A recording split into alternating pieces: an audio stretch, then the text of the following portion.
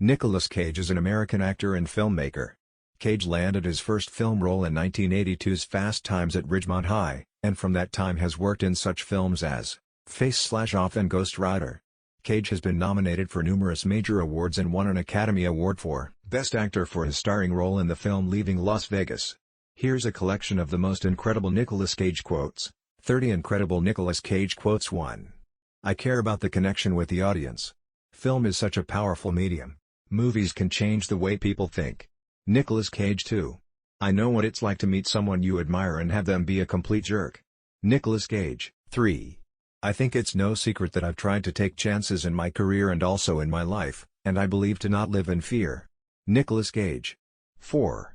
I've always maintained that I see myself as a student. There's always something to learn and be challenged by and hopefully grow from. Nicolas Cage. 5.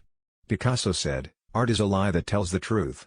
What if you just want to tell the truth and not lie about it? Nicolas Cage. 6. When I work, I really try to get absorbed in the character. Unless I want to do something playful with the camera, I'm not too worried about where the camera is or positions. Nicolas Cage.